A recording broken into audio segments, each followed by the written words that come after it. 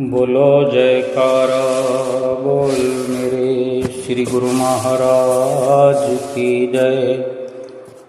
सभी गुरुमुख प्रेमियों से सप्रेम जय सच्चिदानंद। मन से बड़ा बहरूप न कोई, पल पल रचता स्वांग निराले। माया ममता में उलझा रहे वो, पड़ जाए जो उसके पाले। मन के बहकावे में न आ, मन राह भुलाए भ्रम में डाले। तो इस मन का दास न बन, मन को अपना दास बना ले। कितने सुंदर ये महापुरुषों के वचन हैं जो समझ में हमारे आ जाएं। कितने ही अनेकों दृष्टांत मन के बारे में गुरुमुख प्रेमियों ने सुने पढ़े हैं, कोई अंत नहीं है। एक संत थे, किसी आश्रम में रहते थे, आश्रम का संचालन करते थे और संतों के पास शिष्य रहा करते हैं, सिखा करते हैं। आश्रम में रह कर के भजन भक्ति, प्रभु का नाम, जीवन को किस प्रकार सफल किया जाए, यही सब कुछ सिखाया जाता है। संतों महापुरुषों के सानिध्य में शिष्य यही सब सीखने के लिए ही रहा करते हैं। एक दिन पास आश्रम के आगे से उसी रास्ते पर चलते हुए एक राहगीर को पकड़कर संत अंदर ले गए। अंदर ले आए संत उस राहगीर को अपने साथ हाथ पकड़कर कि एक बार अंदर चलो फिर आ जाना। अब संत जी को कौन मना करे। वो राहगीर अंदर चला आया। तब संत जी ने शिष्यों के सामने उस राहगीर से पूछा कि भाई, अगर तुम्हें यूं ही राह में जाते हुए सोने की असरफियों की कोई थैली मिल जाए पड़ी हुई, तो तुम क्या करोगे। तो वो व्यक्ति, वो राहगीर बोलता है, महात्मा जी, मैं तुरंत उस असरफियों की थैली के मालिक का पता लगाऊंगा। मैं पता लगाऊंगा कि वो असरफियाँ किसकी हैं, किसकी गुम हो गई हैं, गिर गई हैं। वो बेचारा परेशान होगा। और अगर न पता लगा सका, न ढूंढ सका उस असरफियों के मालिक को, तो फिर मैं वो असरफियाँ राज्य के खजाने में जमा करा दूंगा। तो संत हंसने लगे और हंसते हुए उस राहगीर को उसी प्रकार जैसे आराम से लाए थे उसे विदा कर दिया कि ठीक है, बस इसीलिए हम तुम्हें अंदर लाए थे। जो पूछना था हमने पूछ लिया, जो तुमने बताना था बता दिया। तो वो व्यक्ति वहाँ से चला गया, आश्रम से बाहर चला गया। और उसके जाने के बाद संत जी अपने शिष्यों से कहते हैं, ये व्यक्ति जो है बड़ा मूर्ख है। जबकि वो शिष्य बड़े खुश हो रहे थे उस राहगीर का जवाब सुनकर कि देखो कितना ईमानदारी से, कितना सच्चाई से ये कह रहा है कि मैं उसके मालिक को ढूंढूंगा। लेकिन संत जी उस वक़्त हंसे भी और बाद में ये कहा कि ये मूर्ख है। तो ये सुनकर बड़े हैरान हुए शिष्य कि ये गुरुजी क्या कह रहे हैं।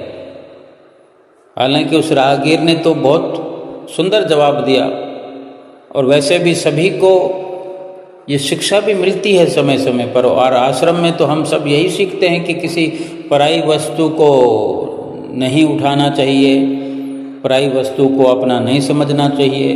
बहुत गहराई से हमें सत्संग सिखाया पढ़ाया जाता है।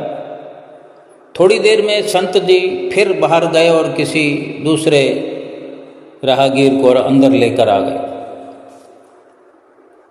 वही सवाल उससे भी किया संत जी ने कि भाई तुम्हें असरफियों की थैली रास्ते में पड़ी हुई मिले तो तुम क्या करोगे?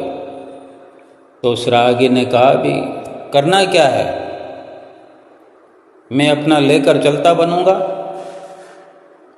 मैं किसी को देने वाला थोड़ी हूँ कि मुझे सोने की असरफियाँ मिले और मैं किसी को लौटाने का ख्याल लिए हुए या ये पूछता फिरूंगा कि ये किसकी है किसकी है। भाई जिसकी हो ले लो, मुझे कोई शौक़ नहीं है, कोई मैं मूर्ख नहीं हूँ, मैं अपना ऐश करूँगा।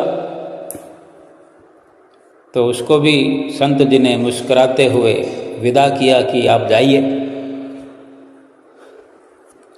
जब वो चला गया तो संत जी अपने शिष्यों से कहते हैं कि ये व्यक्ति बड़ा शैतान है। निश्चित रूप से इसने बता दिया, अपनी शैतानी का इशारा कर दिया इसने। शिष्य फिर हैरान हुए। शिष्यों को फिर अचंभा हुआ कि पहला मूर्ख था और दूसरा शैतान। तो गुरुजी हमारे क्या चाहते हैं, किस जवाब की तमन्ना रखते हैं? इतने में संत जी बाहर गए और एक तीसरे राहगीर को पकड़ करके अंदर ले आए।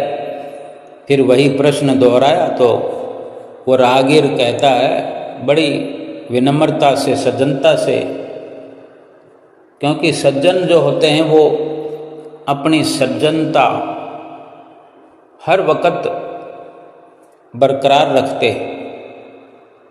तो उस सज्जन ने उत्तर दिया, महाराज आप जो पूछ रहे हैं कि कभी मुझे सोने की असरफियाँ मिले,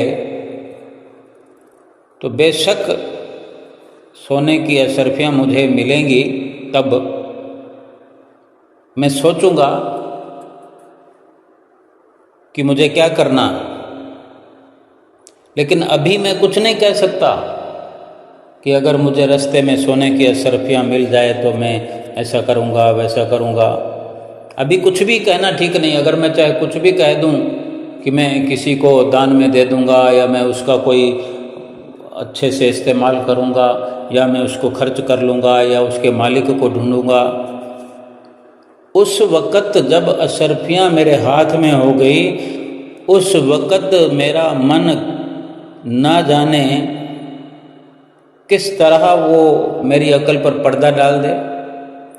इस मन का, इस चंडाल मन का क्या भरोसा, पल पल में ये तो धोखा देता है। एक पल की भी खबर नहीं है कि हमारा मन जो है हमें सही रास्ते से कब उल्टे रास्ते पर चला दे। अगर परमात्मा की कृपा रही, वो राहगीर कहता है, अगर परमात्मा की कृपा रही तो मेरी धारणा, मेरी विचारधारा यह है, अगर मेरी सद्बुद्धि बनी रही तो मैं वो असरफियाँ लौटा दूंगा। लेकिन अभी ठीक से मैं कुछ कह नहीं सकता, मेरे मन पर मुझे भरोसा नहीं है। तो उसको भी विदा किया संत जी ने। तब संत जी बोले शिष्यों से कि हाँ, ये व्यक्ति जो है ये सच्चा इंसान है। इसने अपनी बागडोर जो है परमात्मा को सौंप रखी है। इसको परमात्मा की कृपा का सहारा है। परमात्मा पर विश्वास करता है और कह रहा है कि अगर परमात्मा की कृपा बनी रही, सद्बुद्धि बनी रही तो मैं असरफियाँ लौटा दूंगा। यानी इसने अपने मन का जिक्र कर दिया कि मन पर तो मुझे बिल्कुल भरोसा है ही नहीं। और बड़ी सच्ची बात यही कही इसने कि परमात्मा ने अगर आशीर्वाद बनाए रखा तो मैं अपनी सोच का, अपने विचारों का सदुपयोग कर पाऊंगा। ऐसे व्यक्तियों द्वारा कभी गलत फैसला नहीं होता, गलत निर्णय नहीं होता। यानी जिसने अपनी डोर, अपने जीवन की बागडोर, अपने कर्मों की बागडोर परमात्मा को सौंप रखी है कि जिस राह पर परमात्मा चलाएं उसी पर जो चलता हो, जो परमात्मा खिलाएं उसी में खुश रहता हो, वो कभी गलत निर्णय नहीं कर सकता, क्योंकि उसके पास अपनी जो कारगुजारी है, जो अपना निर्णय है, उसने अपने पास नहीं रख छोड़ा, वो परमात्मा को सौंप दिया है। परमात्मा की मौज पर जो आश्रित है वो कभी गलत निर्णय नहीं कर सकता, गलत कर्म नहीं कर सकता। जो पांडव पुत्र सूर्य पुत्र कर्ण कर्म धर्म का ज्ञाता था, क्या कारण था कि अपने छोटे भाई अर्जुन से हार गया? अर्जुन सबसे छोटा था और बड़ा भाई जबकि कर्म और धर्म दोनों में अर्जुन से श्रेष्ठ था।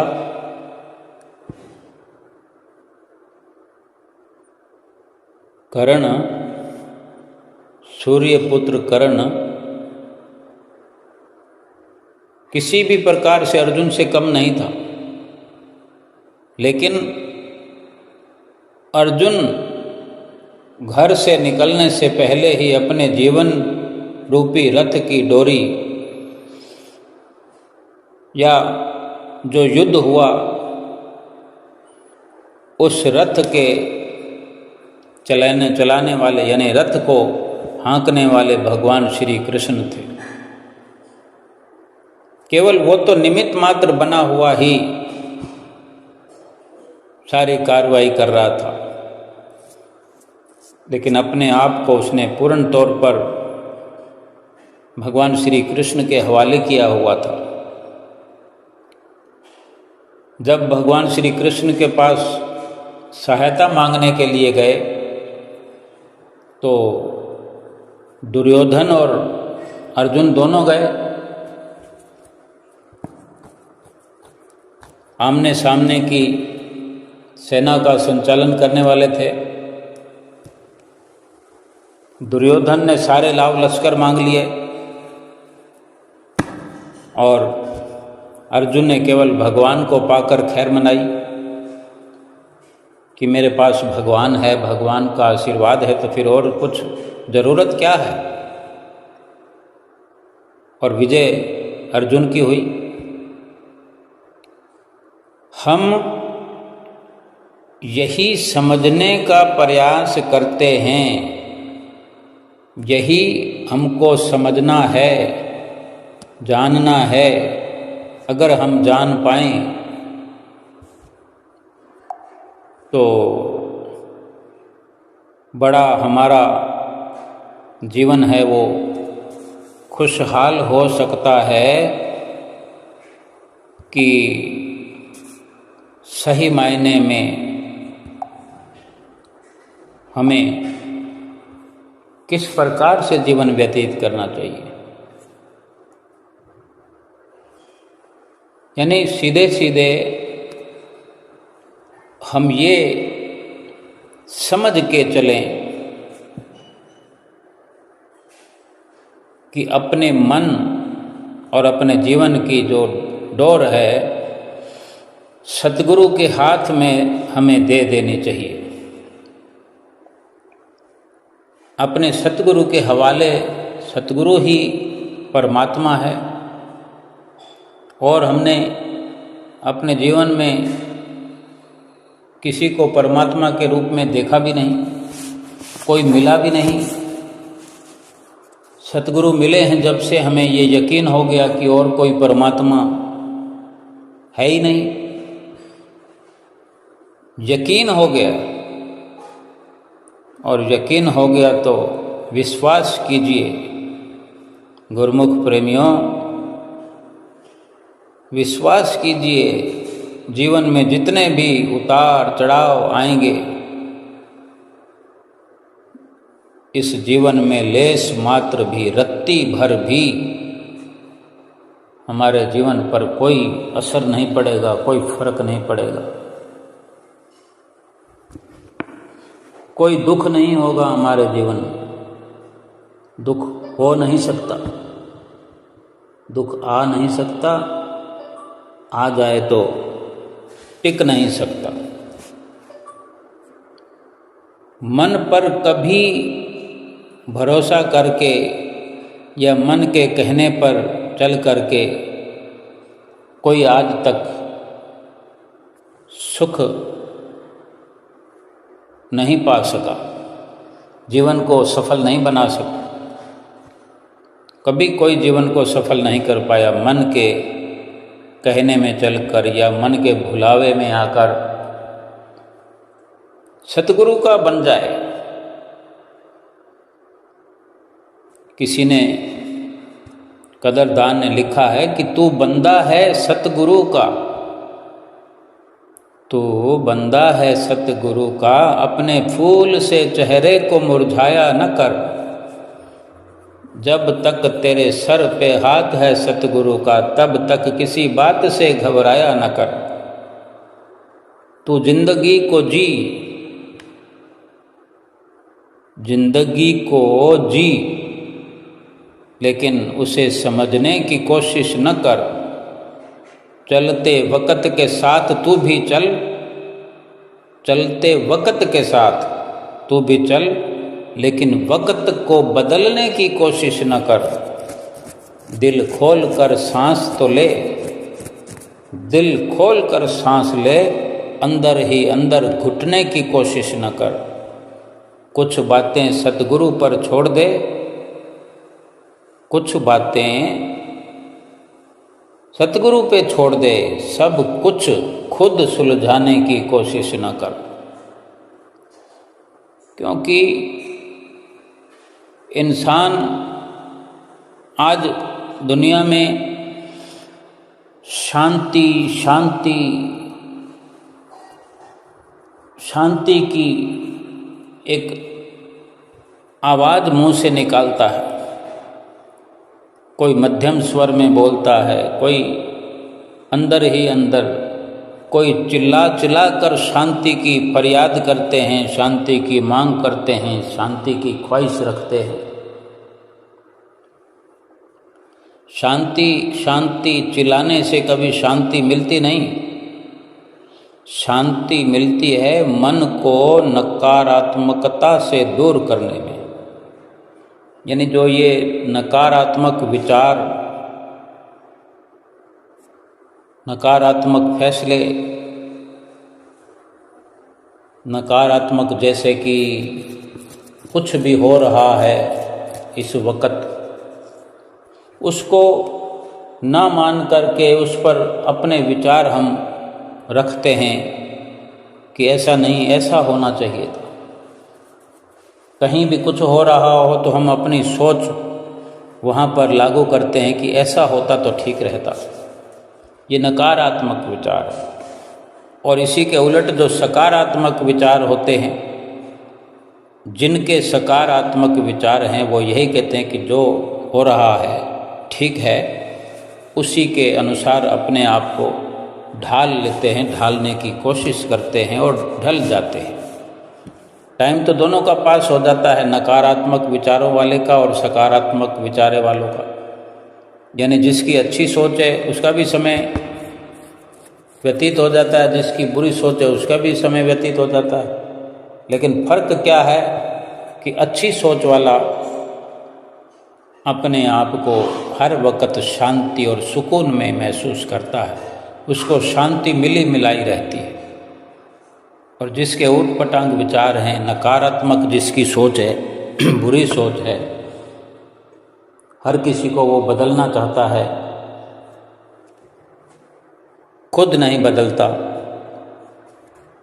तो उसको हर वक्त अशांति में रहना पड़ता है। हमारा परम धर्म सीधा सीधा यही है कि हमारे विचारों में थोड़ी भी जब अशुद्धि बाकी नहीं रहेगी, यानी बिल्कुल भी हमारे अंदर इस प्रकार नकारात्मक विचार निकल जाएं, बुरी सोच हमारी एकदम से समाप्त हो जाए, वास्तव में तभी हम सच्चे इंसान कहलाएंगे।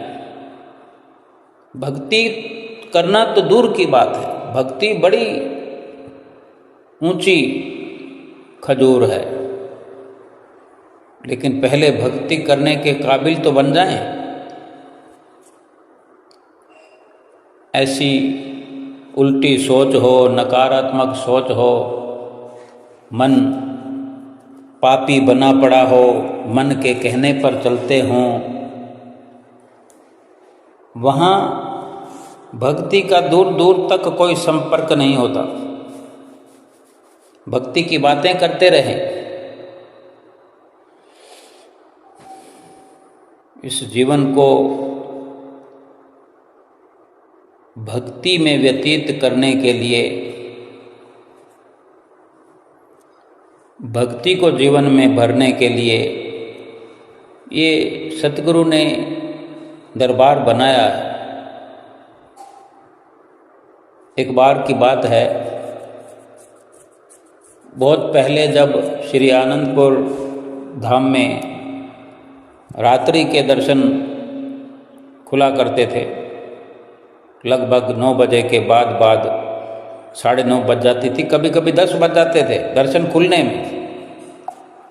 दर्शनों की शुरुआत होने में कभी कभी 10 बज जाते, और गुरुमुख प्रेमी फटाफट आरती के बाद खाना खाने की चेष्टा में रहते थे कि श्री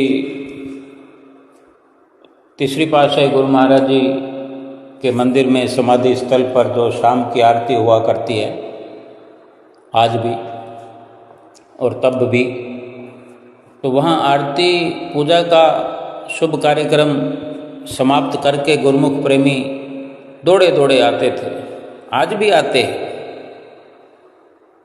सीधा श्री लंगर में प्रवेश करते हैं। हालांकि आज जो है दिव्य सत्संग भवन में दर्शन खुलते हैं, अधिक संगत हो तो विशाल दर्शन हाल में दर्शन खुलते हैं, लेकिन दर्शनों का समय लगभग 5 बजे के आसपास ही रहता है। वर्षों से ये मर्यादा चली आ रही है, लेकिन एक वक्त था जब रात्रि में दर्शन खुला करते थे, तो आरती के बाद गुरुमुख प्रेमी सीधे लंगर में पहुंच करके लंगर ग्रहण करके सीधे दर्शन हाल की ओर जाकर के सीढ़ियां चढ़कर दर्शन हाल के बरामदों में जाकर के खड़े हो जाते थे। क्यों कि दरवाजे बंद हुआ करते थे, लाइन से जितने भी दरवाजे हैं सभी दरवाजे बंद होने पर सभी दरवाज़ों के आगे कुछ न कुछ भगत लोग खड़े होते थे। धीरे धीरे धीरे धीरे संगत बढ़ती जाती थी। वहाँ भी एक मेला लग जाता था दर्शन हाल के बाहर, दरवाज़ों के बाहर, और हर कोई इसी सोच में रहता था कि दरवाज़ा खुलते ही मैं पहले भाग कर आगे से आगे जाकर बैठूं। यही भक्तानियों की तरफ और यही भक्तों की तरफ होता था। और देखते ही देखते जब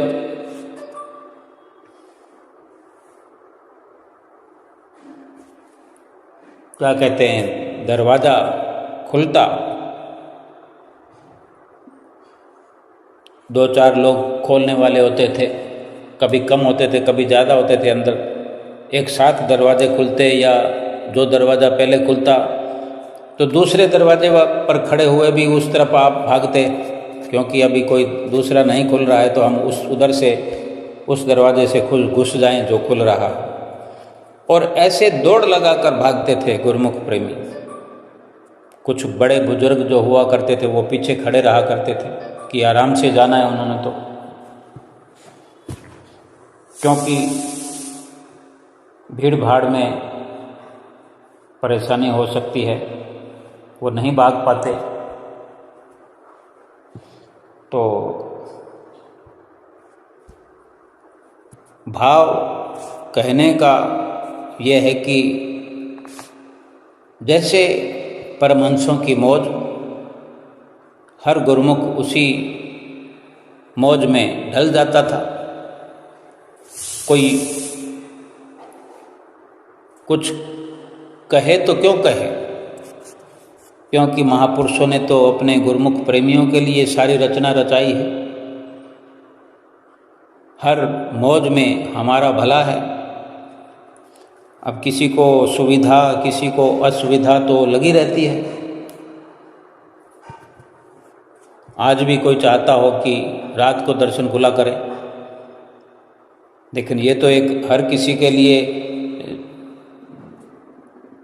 सुनिश्चित हो गया है कि हम शाम की आरती जो लगभग 8 पौने 8 बजे समाप्त हो जाती है, उसके बाद लंगर ग्रहण करना है, फिर छुट्टी है।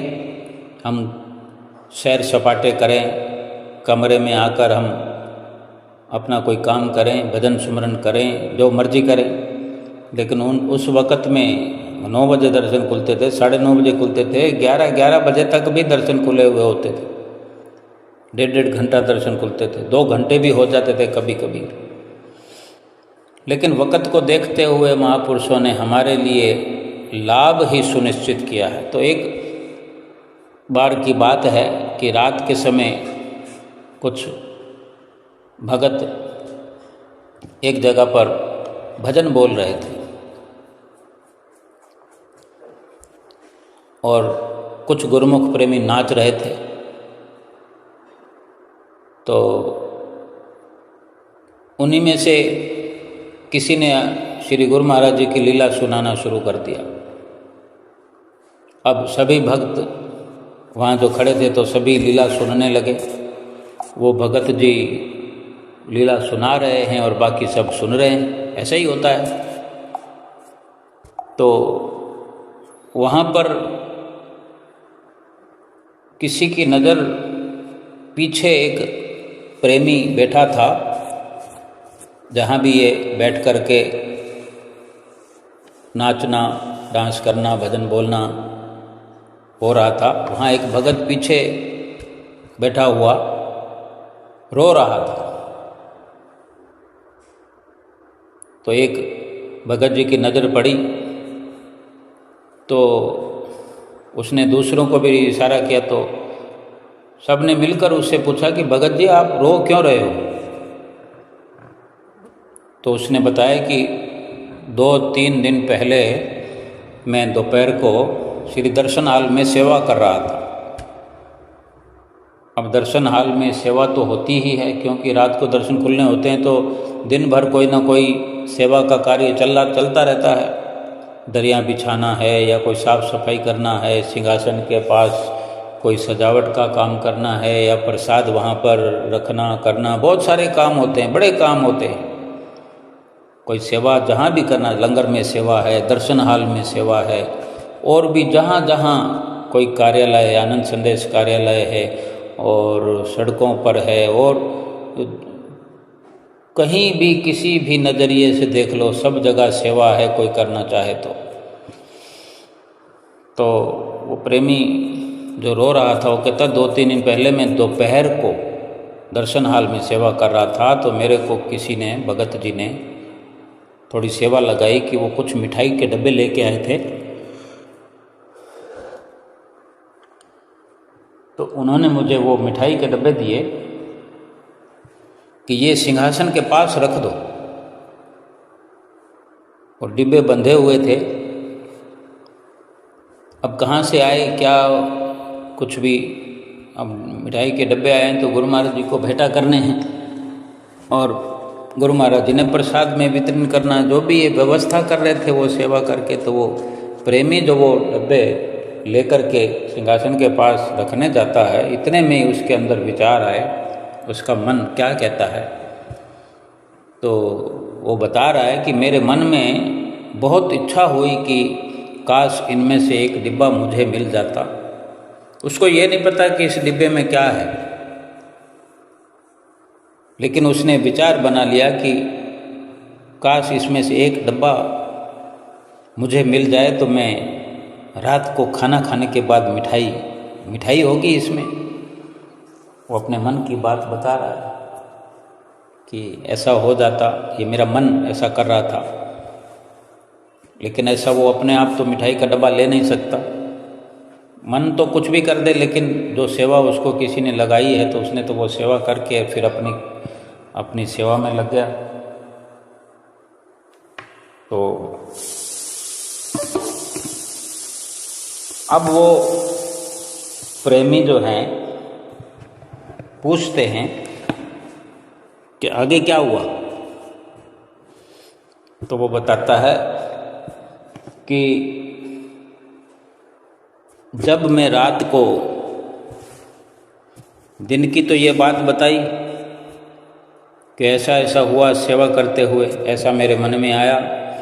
जब रात को मैं दर्शन खुले और जब श्री गुरु महाराज जी लीला करते हैं, लीला शुरू हो गई, गुरुमुख प्रेमी नाच रहे थे, मैं भी नाचने लगा। तो श्री गुरु महाराज जी ने मुझे इशारा करके बुलाया और मुझे 2 डिब्बे वही मिठाई वाले मुझे दिए और श्री गुरु महाराज जी ने फरमाया कि भगत जी रात को खाना खाने के बाद खा लेना। इतना सुनना था कि सारे भगत जो देख रहे थे उसको पूछ रहे थे कि क्यों रो रहे हो, तो वो सब सुन करके उसको कहने लगे कि भगत जी ये तो बड़ी खुशी की बात है, पर आप तो ये बताओ कि रो क्यों रहे हो। आपने श्री गुरु महाराज जी ने तो आपकी इच्छा पूरी कर दी, आपने 1 डब्बे की तमन्ना की थी, श्री गुरु महाराज जी ने 2 डब्बे दे दिए, पर इसमें रोने वाली क्या बात है। तब भगत जी ने कहा कि मैं रो इसलिए रहा हूँ, मैं क्यों रो रहा हूँ ये भी सुनो, कि वो भी मेरा मन था, मेरा विचार था, जो 1 डब्बे की तमन्ना कर बैठा और मुझे गुरु महाराज जी ने बुला करके एक की जगह 2 डब्बे भी दिए, वचन भी किए। अब मेरा विचार ये मुझे कोस रहा है और मुझे रुला रहा है। इस विचार से मैं रो रहा हूँ कि मैंने सतगुरुदेव भगवान से, जो कि अंतर्यामी हैं, मेरी अंतर भावना को सब जानने वाले हैं, घट घट की जानने वाले, मेरी ही नहीं बल्कि हर दिल की जानने वाले सतगुरुदेव भगवान से मैंने मांगा तो क्या मांगा, मिठाई का डब्बा मांगा। मेरे मन में ये विचार, इस मन ने मांगा तो मिठाई का डब्बा मांगा। अगर कुछ ऐसा मांगता, भक्ति का वरदान मांगता, तो आज तो मेरा कल्याण हो गया होता। कल्याण तो फिर भी हो जाएगा, लेकिन मेरा मन विचलित हो रहा है कि ऐसी संसार की वस्तुओं की कामना क्यों करनी है। अब मिठाई तो मैंने खा ली, लेकिन मेरे मन में अगर ऐसा कुछ विचार आया होता कि काश मुझे गुरु महाराज जी अपने आशीर्वाद से, अपनी कृपा से मेरे हृदय के मंदिर में मुझे दर्शन दें, मैं आंख बंद करूं और मुझे सतगुरु नजर आए, ऐसा विचार क्यों ना आया? मेरे दुखी होने का और रोने का बस इतना ही कारण है, और बार बार मैं रोए जा रहा हूँ। पश्चाताप मुझे हो रहा है कि मेरे सतगुरु तो बड़े दयालु हैं, लेकिन मैंने एक तुच्छ वस्तु की मांग की, वो भी सतगुरु ने पूरी कर दी, मुझे खुश कर दिया। मेरा दिल गद गद प्रसन्न हो गया। लेकिन मुझे यही एहसास हुआ कि जो सृष्टि को बनाने वाला स्वयं दातार है, वो तो सब कुछ दे सकता है ना। अगर वही सब कुछ देने वाला है तो मैंने अपने कल्याण का रास्ता क्यों नहीं मांगा? भक्ति के वरदान का रास्ता क्यों नहीं मांगा? ये ग्रंथों में अनेक जगह वर्णन है। पहली पातशाही गुरु महाराज जी ने, कहीं दूसरी पातशाही गुरु महाराज जी ने, कहीं तीसरी पातशाही गुरु महाराज जी ने, कहीं चौथी पातशाही गुरु महाराज जी ने, कहीं पंचम पातशाही गुरु महाराज जी ने, और कहीं छठी पातशाही गुरु महाराज जी ने समय समय पर ऐसे वचन फरमाए हैं कि मांगना है तो ये मांगो कि भक्ति दान मोहि दीजिए, गुरुदेवन के देर अवर कछु नहीं चाहिए, निस दिन तुमरी सेव। कि अगर ये मन सेवा की मांग करे, दर्शन की मांग करे, भजन सुमरन की मांग करे, सत्य संग की मांग करे, आरती पूजा की मांग करे, तो क्या आत्मा का कल्याण होने में फिर कोई देर लग सकती है? ये जन्म जो मिला है आत्मा का कल्याण करने के लिए मिला है, और हम कर क्या रहे हैं? आत्मिक कल्याण से दूर हो रहे हैं। आत्मिक कल्याण में हमारे देरी हो रही है, क्योंकि मन के भुलावे में, मन के कहने पर है, मन का कहना मान रहे।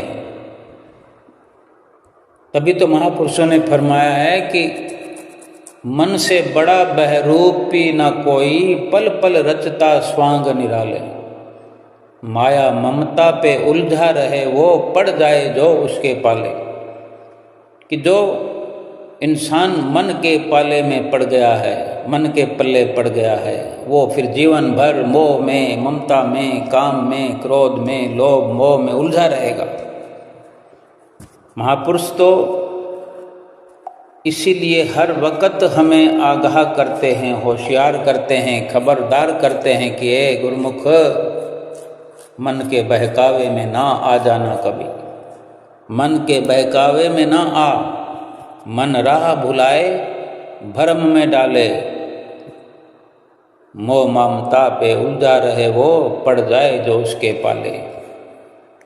फरमाते हैं कि तू इस मन का दास न बन, मन को अपना दास बना ले।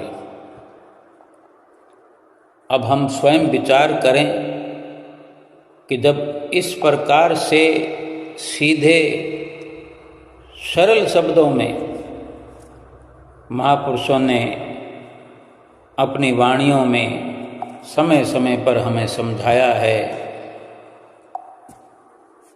हमें आगाह किया है कि मन के कहने पर नहीं चलना। मन ये चंडाल है, बल्कि मन को अपना गुलाम बना करके रखना, मन को अपना दास बना कर रखना है। मन की दासता स्वीकार नहीं करनी। जिसने अपने मन को दास बना लिया और मन को जो सतगुरु के हवाले कर देता है, सतगुरु को जो सौंप देता है अपने मन की बागडोर, अपने जीवन की बागडोर, जिसने भी सतगुरु के हवाले कर दी है, सौंप दी है, वो मन तो फिर सीख पड़ जाता है, सीख जाता है। पढ़ाई कर लेता है सतगुरु वाली। जो सतगुरु बनाना चाहते हैं वही मन बन जाता है। यानी फिर हमारा मन जो है हमारा दास हो गया, क्योंकि सतगुरु के पास जो भी पहुंचता है, जो भी बैठता है, उनकी संगत में जो रहता है, वो सतगुरु का दास बन जाता है। हमारा मन अगर सतगुरु की मौज पर चलता है, अगर हमने सतगुरु के हवाले कर दिया है तो दास बन जाएगा। वो फिर मन दास बनकर रहेगा हमारा, वही करेगा जो सतगुरु की आज्ञा व मौज होगी, उसी पर चलता चला जाएगा। अब दूसरे प्रकार से भी समझें कि कैसे दास बनाएं। अब मन कोई सामान या कोई वस्तु तो नहीं है कि उठाकर जाकर भेंटा कराएं। मन अपने विचार, अपनी सोच ही तो है। मन मत्ती, मत्ती मतलब विचार, अपनी सलाह समझ लो, राय समझ लो, अपने विचार समझ लो, अपनी सोच समझ लो। इस सोच को हम सतगुरु की सोच से मिला लें, सतगुरु का कहना मान लें। मन दास तभी बनेगा जब हम सतगुरु की आज्ञा व मौज पर चलें। मन पर काबू तभी पाया जाएगा जब हम सतगुरु की आज्ञा व मौज पर चलें। और बड़ी बात यही हुआ करती है कि हम अपनी मन की चलाते हैं। यानी मन को चलाने की छूट दे रखिए। मन अपनी चलाता है और हम उस पर चलते जाते हैं। जैसे जैसे मन कहता है हम करते जाते हैं। तो मन दास कहाँ बनेगा? हम तो खुद मन के दास बने हुए हैं। भक्ति भक्ति करते हैं, शांति शांति करते हैं, लेकिन प्राप्त नहीं होती, क्योंकि मन तो हमारे वश में है ही नहीं, भटकता फिरता है। और हम भी मन के पीछे, मन की गुलामी में, मन की दासता को स्वीकार करते उसके पीछे पीछे चल रहे हैं, भाग रहे हैं और दुख उठा रहे हैं। सतगुरु ने जो नियम बनाए हैं, जो हमें रात और दिन आगाह करते हैं कि 5 नियमों की पालना करो, 2 घंटे भजन अभ्यास करो। मन को अच्छा थोड़ी लगता है। कौन है ऐसा जिसको सुमरन करना अच्छा लगता है?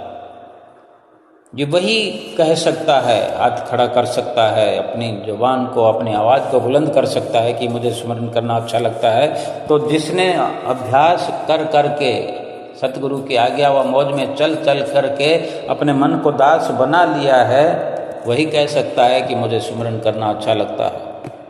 लेकिन पहले तो किसी को अच्छा नहीं लगता, क्योंकि मन तो चाहता ही नहीं कि ये जीव भजन करे, भक्ति करे, आत्मा का कल्याण करे। बल्कि मन तो यही चाहता है कि जन्म दर जन्म 84 लाख योनियों में भटकता भटकता भटकता आया है।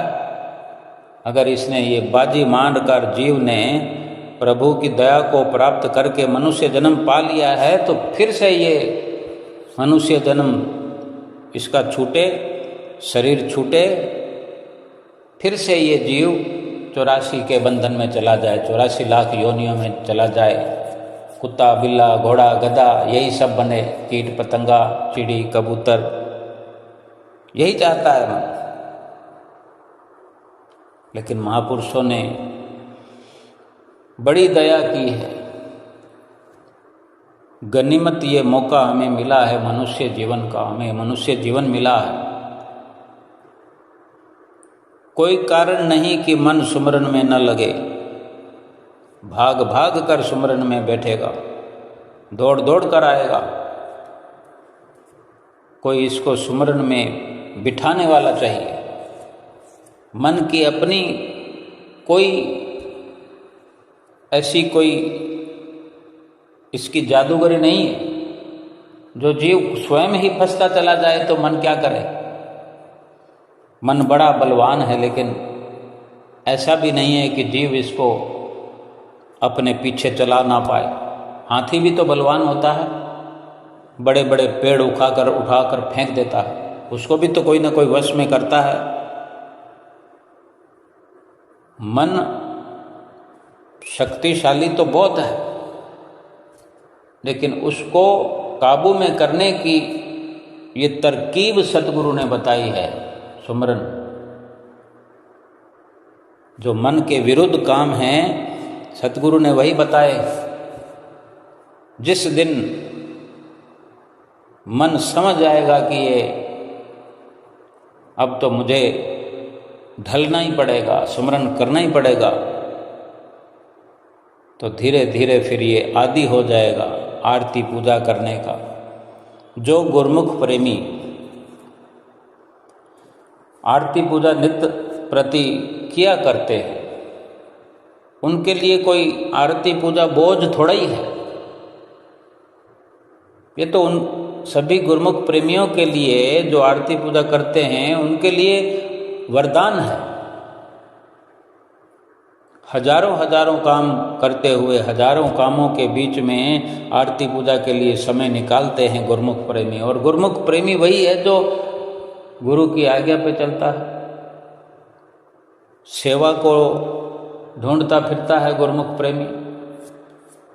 कहीं भी सेवा का इशारा होता है,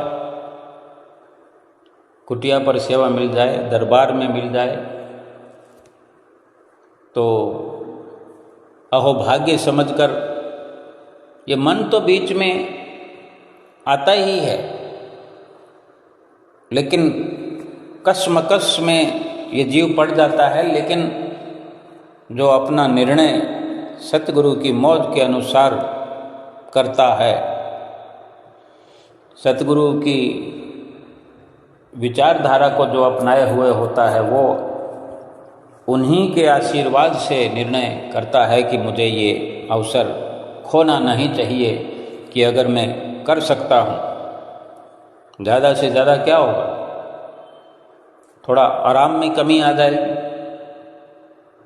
थोड़ा हल्का फुल्का कोई धन प्राप्ति में कमी आ जाएगी। लेकिन अगर हमने सतगुरु का कहा मान लिया, अगर हम सतगुरु को परमात्मा समझते हैं, भगवान समझते हैं, उनका कहना मान लिया, तो क्या वो हमें धन की कमी आने देंगे? कोई यकीन कर सकता है? कोई ऐसा सोच सकता है कि भगवान का बंदा हो और भगवान की कृपा से, आशीर्वाद से, उनकी रहमतों से, नेमतों से वंचित हो जाए? भगवान उसको दुखी होने देंगे? भगवान क्या उसे कोई आर्थिक दुख आने देंगे, मानसिक दुख आने देंगे, या शारीरिक दुख आने देंगे? ये हो ही नहीं सकता। लेकिन ऐसा विश्वास भी तो चाहिए। हर वक्त अपने अंदर निर्णय करते रहें कि मैंने क्या विचार किया है, किस विचार से मैं चल रहा हूँ, किस विचार पर चल रहा हूँ, ये कहीं मन की मति तो नहीं। बार बार ये विचार अपने अंदर पनपता रहे और एक निर्णय करते रहे कि हाँ, ये ठीक है, ये गलत है, ये सतगुरु की बताई हुई राह है, ये सतगुरु का दिखाया हुआ रास्ता है, ये ठीक है, इस पर चलना मेरे लिए लाभदायक है, और चलते चले जाएं। और इसमें कोई निर्णय करने के लिए कोई डिक्शनरी देखने की ज़रूरत नहीं है कि मैं क्या सोच रहा हूँ, सही है कि नहीं है। सीधी सीधी बात है कि कोई भजन सुमरन के दायरे में आती है, भक्ति के दायरे में आती है कोई विचारधारा। सीधी सरल बात है कि अगर कहीं झूठ बोलना पड़ रहा है तो हम सोच लें, झूठ बोलने की क्या ज़रूरत है? झूठ बोलकर क्या सतगुरु की प्रसन्नता मिल सकती है? या कपट करके, या किसी का दिल दुखा के, छल करके सतगुरु की प्रसन्नता नहीं मिल सकती। अगर सतगुरु की प्रसन्नता जिस काम में नहीं मिल सकती, वो काम ठीक नहीं है, निर्णय हो गया। बस सतगुरु की आज्ञा पर चलें, मौज पर चलें, 5 नियमों की पालना नित्य करें, और हर वक्त सतगुरु से आत्मा के कल्याण के लिए दया, आशीर्वाद मांगते रहें, सतगुरु की मौज पर चलते रहें, भजन सुमरन नित्य प्रति रोज 2 घंटे करते रहें करते रहें करते रहें, आत्मा का कल्याण हो जाएगा। बोलो जयकारा बोल मेरे श्री गुरु महाराज की जय।